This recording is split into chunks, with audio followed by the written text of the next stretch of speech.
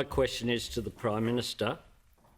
Would Australia be closer to reopening if the Prime Minister had not failed his 2 jobs on vaccine and quarantine? The Prime Minister has the call. Well, Mr Speaker, I thank the member for his question because he's made this reference once more, implying the Prime Minister of this country only has 2 jobs, Mr Speaker. And as I said before, anyone who thinks the Prime Minister of this country only has 2 jobs isn't up to the job, Mr Speaker. And I can say that because those of us, Mr Speaker, who have been dealing with one of the most serious situations that we've had to address during our time of government, and that is to seek the evacuation of what has almost been 1,700 people out of Kabul right now, Mr Speaker, they would understand that a Prime Minister at any given time has more than 2 jobs, Mr Speaker.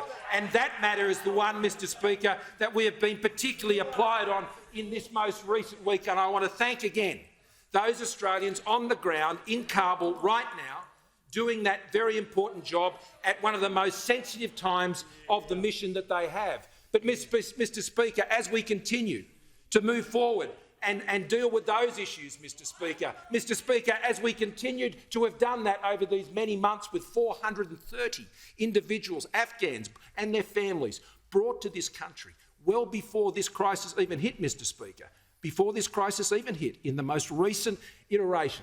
And now we have moved into that evacuation mode.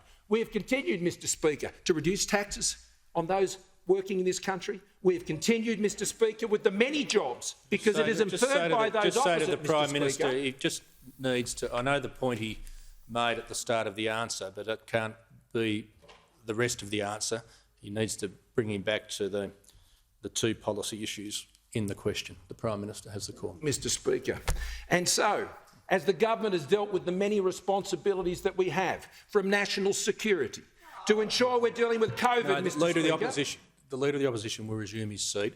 As I said to the Prime Minister, he needs to bring himself back to the subject matters on the question. I don't need the member for Franklin to be interjecting at all. The Prime Minister has the call. As I was saying, as we are dealing with these many responsibilities, in relation to the COVID response, our government has worked with governments around this country to achieve 2 very significant things for the Australian people, saving over 30,000 lives. I note the ghast by the Leader of the Opposition with his interjection, Mr Speaker.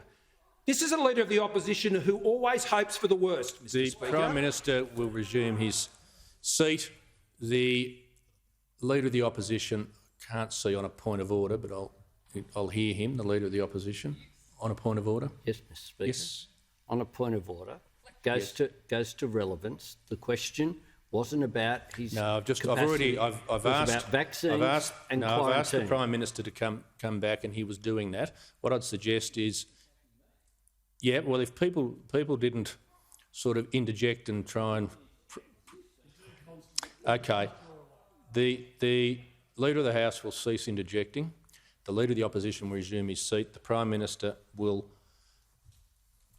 come back to the question and be relevant to it and not worry about any commentary that he has in his mind. The Prime Minister Thank you, will be Mr relevant. Speaker. The government has continued to implement our plans and our response to the COVID pandemic, which has seen us save 30,000 lives with the help of Australians and their sacrifices all around the country, and has ensured that 1 million Australians have been able to get back to work, Mr Speaker, and to be supported in those jobs. And even as we've gone through these lockdowns, we've been able to continue to support them with the support payments, over $3 billion of which paid out to support people getting through these lockdowns.